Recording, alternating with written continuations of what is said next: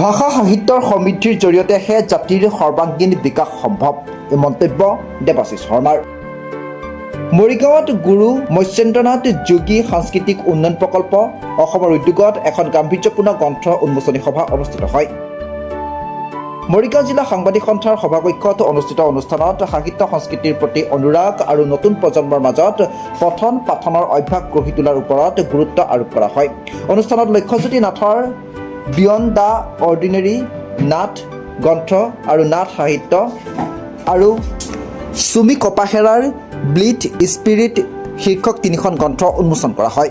গ্ৰন্থকেইখন ক্ৰমে অসম প্ৰাদেশিক যোগী সন্মিলনীৰ সভাপতি ধীৰেন চন্দ্ৰ নাথ, নগাঁও জিলা আয়ুক্ত দেৱাশীষ শৰ্মা, চৰাইবাহী মহাবিদ্যালয়ৰ অধ্যক্ষ ডক্টৰ কমল চন্দ্ৰ নাথে উন্মোচন কৰে।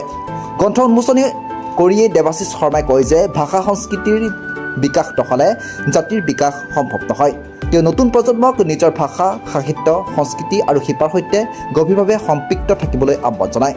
সভাত সদৌ অসম গ্ৰাম্য পুথিভঁৰাল সংস্থাৰ সভাপতি প্ৰতাপ হাজৰিকাই কিতাপ হৈছে সভ্যতা, ভাষা সাহিত্য আৰু সংস্কৃতিৰ ধাৰক বাহক বুলি উল্লেখ কৰি গ্ৰন্থ অধ্যয়নৰ প্ৰয়োজনীয়তা দাঙি ধৰে। মৰিগাঁও জিলা সাহিত্য সভাৰ প্ৰাক্তন সভাপতি বহেন্দ্ৰ শইকীয়াৰ সভাপতিত্বত অনুষ্ঠিত সভাখনত মন্ত্ৰী প্ৰজ্বলন কৰে জিলা সাহিত্য সভাৰ সভাপতি সৰমোহন কলিতাই। প্ৰকল্পৰ সম্পাদক জিতুমণি নাথে আঁত ধৰা অনুষ্ঠানত সভাপতি লক্ষ্যজ্যোতি নাথে আদৰণি ভাষণ আগবঢ়ায়। সভাত কেইবাগৰাকীও সাহিত্যপ্ৰেমী আৰু বিশিষ্ট ব্যক্তিয়ে বক্তব্য প্ৰদান কৰে। আজি তিনিখন গ্ৰন্থ আজি আমাৰ অসমৰ নহয় আমাৰ গোটেই ভাৰতবৰ্ষৰে মই ক'ম পাঠকসকলে পালে। দুখন ইংৰাজীত আৰু এখন অসমীয়াত, আৰু লক্ষ্যজ্যোতি নাথ ডাঙৰীয়াই লিখিছে আৰু আমাৰ কপাহেৰা বাইদেৱে লিখিছে। সুন্দৰকৈ তেওঁলোকে আমাৰ সমাজ জীৱনৰ বিভিন্ন দিশ উপস্থাপন কৰিছে। তেওঁলোক সকলোলৈকে মই মোৰ আন্তৰিক অভিনন্দন জনাব বিচাৰিছোঁ। আমাৰ অসমীয়া ভাষাত লিখা দুয়োখন গ্ৰন্থ যদি ইংৰাজীলৈ বা বেলেগ ভাষালৈ অনুবাদ হয় আমি আৰু ভাল পাম।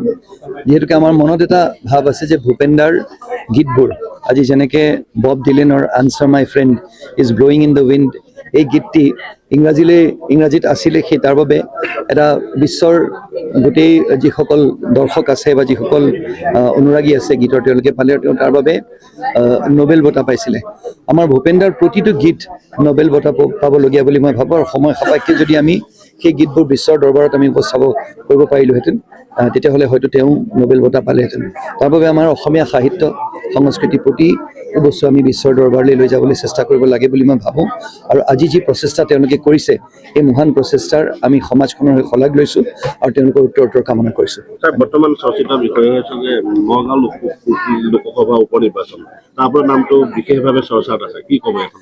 চাওক, আজিৰ দিনটোতো মই চৰকাৰী বিষয়া এজন হিচাপে মই কৰ্মৰত হৈ আছোঁ। মই চৰকাৰী দৰমহা লৈ আছোঁ।